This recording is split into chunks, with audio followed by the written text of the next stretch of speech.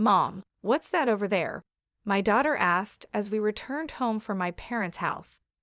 We were met with piles of trash bags in front of our entrance.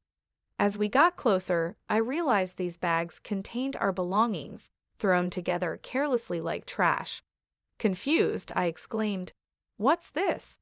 Why is this happening?" My daughter tearfully pulled out her beloved stuffed animal from one of the bags and hugged it tightly. Frustrated, I marched towards the entrance, only to find the locks had been changed while we were out. It was clear my mother-in-law and sister-in-law were behind this. Ringing the doorbell and knocking several times brought no response. "What is this? Isn't it terrible?" I muttered. Upon closer inspection, one of the trash bags had a note that read, "Parasites disappear, never come back." Anger surged within me, and I couldn't help but express my frustration aloud. The real parasites are you. This was the worst treatment I had ever received from my in-laws in 17 years.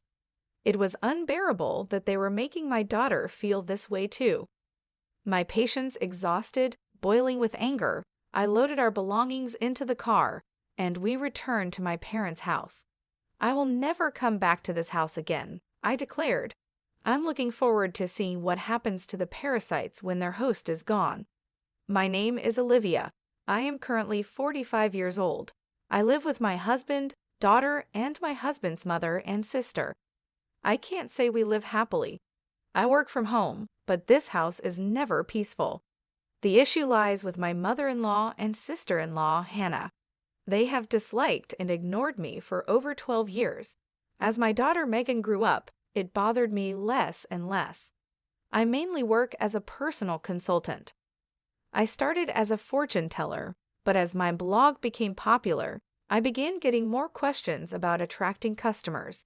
This led to my current job. I met my husband Jake through a friend's introduction when I was training to be a fortune teller. I work in sales at a pharmaceutical company and also do affiliate marketing as a side job, which is finally starting to take off. Jake gave me great advice on attracting customers when I struggled with fortune telling. Attracted by his kindness, we started dating and got married a year later. Our income wasn't great at that time, but Jake always supported me. I'm so glad I married Jake. I truly felt this way. Living with my in-laws started about a year after we got married. It began when my father-in-law, who had been healthy, suddenly passed away. My mother-in-law felt insecure about the future and asked my husband to live with us. We agreed to live together in exchange for her taking care of the household chores. At first, my mother-in-law welcomed us and was happy. I hoped we would get along well, but I was wrong. 4 months later, she began completely ignoring me, maybe because she was unhappy that I wasn't helping with the housework. Soon, my sister-in-law Hannah also started ignoring me. I didn't mind being ignored, but my mother-in-law's tendency to involve others was challenging. Not only did Hannah hear about it, but even neighbors and relatives were informed that my daughter-in-law stays at home but says she's working, leaving all the housework to me. If I stayed even a little, she would talk back 100-fold, so I just ignored her. To make matters worse, my mother-in-law would suggest to others, "You better not talk to her too, it'll be troublesome." As a result, people around the in-law house began giving me only cold responses to my greetings. I felt isolated, and it became very difficult. Despite my pleas to stop spreading strange rumors, my words were completely ignored. Although my mother-in-law's attitude softened slightly when my daughter Megan was born 3 years after we started living together, her overall stance towards me hardly changed. However, she was very fond of Megan, and having her help with household chores and childcare was a huge relief as my work became busier. Around the same time, my husband Jake's side business started to struggle, and he seemed unable to adapt to changes in the affiliate marketing market. He approached me saying, "Olivia, can you increase your contribution to the monthly expenses a bit?" I agreed and mentioned that my consultations were increasing and my new methods were working well. Even though I was willing to help boost his sales, Jake insisted on handling it alone, saying, "I think I'll try it on my own. I'm really sorry." From the start of our marriage, we agreed that Jake would manage the household finances. At first, my income was low, so he allowed me to contribute more when my sales increased. I would transfer money to Jake based on my monthly earnings, and he would give me a fixed amount for living expenses in cash.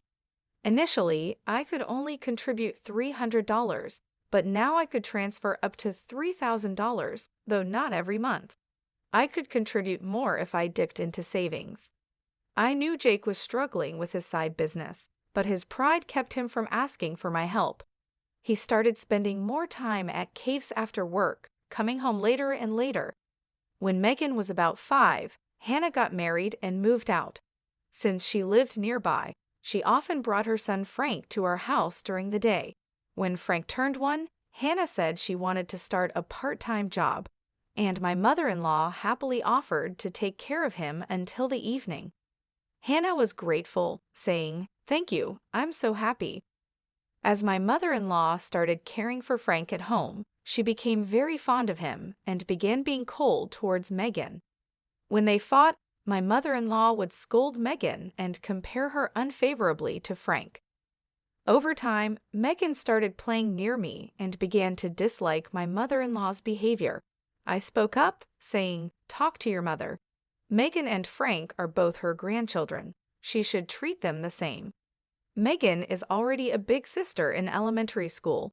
However, my mother-in-law's focus shifted, and she approached me, saying, "Things are tough at the company right now.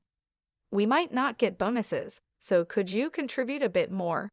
Despite the challenges, my blog's client attraction was successful, and I started receiving more consultations as a consultant, earning far more than I did as a fortune teller. When Jake asked for additional financial support, I responded, "I'm already contributing $4,000 a month. Isn't that enough?" "Yeah, I'm embarrassed to say, but my salary has decreased, and the side business isn't going well." "Don't be secretive," I said. "We are a couple. We should support each other in tough times." "I'm really ashamed. Thank you." Later, the amount I contributed gradually increased, and eventually, I was transferring $5,000 a month to Jake. Still, not wanting to hurt his pride, I let Jake continue to manage the finances. When Megan was in 7th grade, Hannah came back home with Frank. It seems Hannah got divorced due to her infidelity, but I don't know the details. By this time, Megan could help around the house, so household chores were divided among each family member. Being ignored by my mother-in-law and Hannah continued, but it no longer bothered me. It's unfortunate that I couldn't give Megan her own room when she started middle school, as Hannah's return meant we ran out of rooms. One night, while discussing which tutoring school Megan should attend for middle school, Hannah suddenly said, "Hey, tutoring is expensive. Why doesn't Megan study by herself? Could you stop making such comments? I'm paying for the tutoring, so it's none of your business." "What? Olivia is paying. Impossible. You don't earn anything. Jake said he's supporting you. You're just a leech, aren't you? Haha, you married him because he has money, right?" "Exactly. Jake told me not to speak ill of Olivia, but that's just shameless." My mind was filled with questions. What does this mean? What has Jake been telling his mother and the others? Jake is the one supporting this house financially? It's about time we put an end to the parasite's lifestyle. I feel bad for Megan, but if we pay for her tutoring, we won't be able to pay my compensation. Not be able to pay? Are you saying our house is paying for your compensation, Hannah? Jake said he would pay for it. You should spend your money on Frank. I began to understand the deception and felt my anger rising. My husband had always managed our household finances, and my mother-in-law had taken care of the household chores and childcare until Megan grew up, so I thought they knew I was also contributing to the household expenses. Is Jake bearing all the expenses of this house, including your living expenses and the compensation Hannah is supposed to pay? Be quiet. It's only natural for a family. You're the only outsider here, not related by blood, and yet you act as if living here is your right. It really makes me angry. I contribute money too. Don't talk back.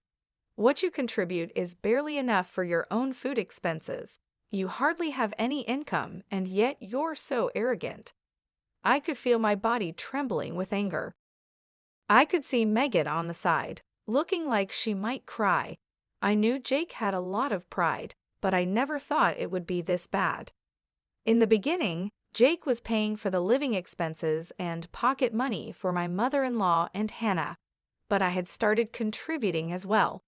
Now we were living on my income. I needed to talk to Jake properly. Around midnight, Jake came home. He was drunk and seemed cheerful. Can we talk? I didn't know you weren't getting any money from your mother or Hannah. They said you're covering all the expenses of this house. Oh, about that. My bad. It's a matter of pride as a man, you know. When we started living together, I was paying for everything. There wasn't a right moment to say you were also paying, and in front of the family, let me be the eldest son a little, please. Jake, with a light-hearted tone like in a comedy sketch, put his hands together. Oh, that's right. I'm going to Faye this Saturday. I'll be gone for a week. Take care. Faye? Why? I got invited to a pedal in Faye by a friend I'm doing a side business with. I'm going to make it a success, so cheer for me, Olivia. Well, I'm off to sleep. See you tomorrow. My husband lay down on the mat in a cheerful mood and soon started snoring. My anger wouldn't subside, but recently, with Jake coming home late, we hadn't talked much, and I had no idea about this. I thought he was joking while drunk, but on the weekend, Jake really left with a large suitcase. During Jake's absence, I had the freedom to use the car, so I decided to take Megan back to my parents' house. The next day, a shocking event awaited us. Mom, what is that? When Megan and I returned from my parents' house, there were piles of trash bags in front of the entrance. Upon closer inspection, these bags contained mine and Megan's belongings, carelessly packed like real trash. What is this? Why is this happening? I don't understand. Megan, crying, pulled out her beloved stuffed animal from the bag and hugged it. Furious, I headed towards the entrance. Has the lock changed? It seemed that the locks had been changed while we were out. This must be the work of my mother-in-law and sister-in-law Hannah. I rang the doorbell and knocked several times, but no one came out. What is this? Isn't it terrible? Upon closer inspection, one of the trash bags had a note saying, "Parasites disappear, never come back." I felt a surge of anger from the bottom of my heart. The real parasites are you. I couldn't help but let out a swear word. This was the worst treatment I had ever received from my in-laws in 17 years. They weren't just hurting me, but also making my daughter feel this way. I finally lost my patience. Boiling with anger, I loaded the luggage into the car, and we returned to my parents' house. I will never come back to this house again. I'm looking forward to seeing what happens to the parasites when their host is gone. When we returned to my parents' house, they were shocked. I hadn't told them about being ignored by my in-laws, the money issues, or their attitude towards Megan, not wanting to worry them. My parents said, "There's no need to go back to that house. You should claim compensation from them." They cried with anger and told me to stay with them. My mother's words, "You really had it tough," made me cry too. In reality, I had been trying my best all this time. Enough is enough. I finally decided to confront my feelings. While staying at my parents' house, I contacted a friend who had introduced me to Jake. She was connected to Jake's side business friends. "Are you doing well? I want to ask you something. Do you know if Jake's friends are currently in Faye?" That famous entrepreneur Peedle, right? I was invited but wasn't interested, so I declined. Jake didn't go, did he? Yeah, that's right. By the way, I heard Jake quit his job and is now managing a business with his wife. You two must be close. Ah, yes, that's right, I replied nonchalantly and hung up. Immediately after, I called Jake's company. What my friend said was true. and to my surprise, Jake had quit his job 3 years ago. This meant that for the past 3 years, I had been paying almost all of the living expenses for my in-laws. Looking back over the years, I suddenly felt hollow. A week later, I received a laid-back message from Jake saying he was back in the USA. After continuously ignoring him, I stopped hearing from him altogether. He must have heard the news back home. Expecting persistent contact from Jake, I hired a detective to investigate him. The investigation revealed that Jake, dressed in a suit in the morning, spent his afternoons gambling and evenings at a woman's house. So I asked for an investigation into his infidelity as well. 2 weeks later, Jake called me. It must have been close to his former company's payday, and he was panicking. Olivia, sorry. I couldn't contact you. I'm sorry for what my family did. I heard they kicked you out, and I was thinking, why did it come to this? Really? Did you tell the truth to your mother and Hannah? Jake quickly changed the subject and said something unbelievable. Let's leave that house and live in a new home, just the three of us. I'll cut ties with those who disregard you, Olivia. I'm ready to abandon my mother and Hannah, so please come back. Are you really cutting ties with your mother and Hannah? I was disappointed in Jake and his self-centered actions. So I told him I'm coming back for now, so leave the door unlocked. Jake seemed delayed in responding to my message. A few days later, I returned to my in-laws' house with Megan. Jake, his mother, and Hannah were there, but Frank was nowhere to be seen.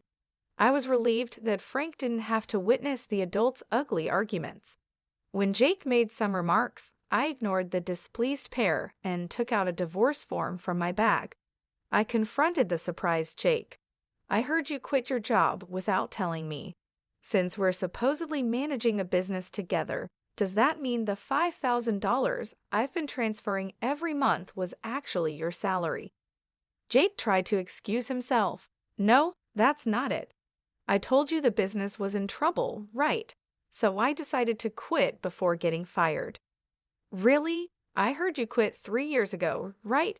I called your company and it's still not bankrupt. Jake fell silent. I pressed further. By the way, what role do you play in our joint business? Management? Are you the accountant? Jake became increasingly uneasy and started sweating. Jake is supporting the whole family, isn't he, Mother? He quit his job, his side business isn't going well, and yet it's a mystery where the money is coming from. I'm leaving, but please continue to get financial support from Jake. My mother-in-law and Hannah's faces turned pale. But the other day on the phone, you were crying and begging to save only yourself, saying you'd cut ties with your mother and sister. Haha, but that won't happen. I'm also discarding Jake here. What do you mean? I don't understand. Jake hasn't been going to work. That's a lie. He leaves in a suit, and Olivia was supporting the household. It's true. Olivia has been paying for everything for years. I'm unemployed now and not doing any side business. We're going to have a hard life because you kicked Olivia out. We could have had an easy life without working if you hadn't done anything unnecessary. What do you mean by that? You were planning to abandon us, weren't you? Jake's response made my mother-in-law and Hannah furious, and they started arguing. While they caused a commotion, Megan and I began to take action. I came to pick up some forgotten items. I took a cleaning robot bought within the last 5 months, an expensive microwave favored by my mother-in-law, and the beauty device Hannah had gotten from Jake. Wait, that's mine. This is mine since I bought it with my money, or you can pay me back for it. Hannah fell silent at my words. Then I searched for and gathered my belongings from their rooms. The items they had put out did not include my expensive brand bags and accessories. Why are you taking that too? This is mine. I ignored their complaints and sweet talk. Finally, I dropped a bombshell on Jake. Oh, I forgot. I plan to claim compensation from your mistress, Lauren. Tell her it's no use running away. What? How do you know about her? I know you went to Faye with Lauren recently. Good for you, right? Of course, I have all the evidence of the affair, so no escaping that. No way. You've been deceiving me and having fun for the past 3 years.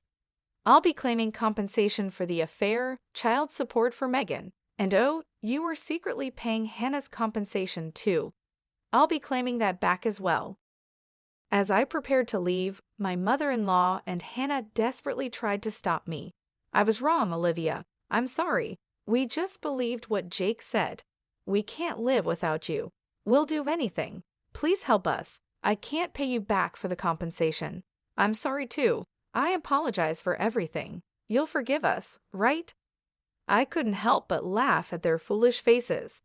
They finally realized who had been supporting their lifestyle, realizing too late that their non-blood related support was gone. Let's just ignore these people, Mom. Let's go home. Yes, that's right. Jake, you'll be hearing from the lawyer soon. Please take care of it. Leaving a dejected Jake behind, we returned home with the items we had collected. Later, my divorce with Jake was finalized, and I demanded compensation through a lawyer. I received many apologies and pleas for reconciliation from my mother-in-law and Hannah, but I ignored them all. Surprisingly, there was still some inheritance left from Jake's father. The fact that they had been living off my money without using their own made me angry again. However, the inheritance wasn't enough for the compensation, and ultimately, they had to sell the house to make a lump sum payment. Naturally, this included the compensation I had been paying for Hannah. After selling the house, I don't know what became of Jake's family. I hope Jake can take care of his family, but ultimately he will choose his own path. I'd also claimed compensation from Jake's mistress, which led to an unexpected revelation. Through the lawyer, I informed her that Jake was unemployed and I had been supporting the family. Jake had deceived her, claiming he was an entrepreneur with a successful business. They broke up after an argument. Megan and I moved to an apartment, and I was able to give her the room she had longed for. I don't think my 17 years were wasted, but sometimes I wonder if I should have made a decision when I started being ignored. Now I feel happy that my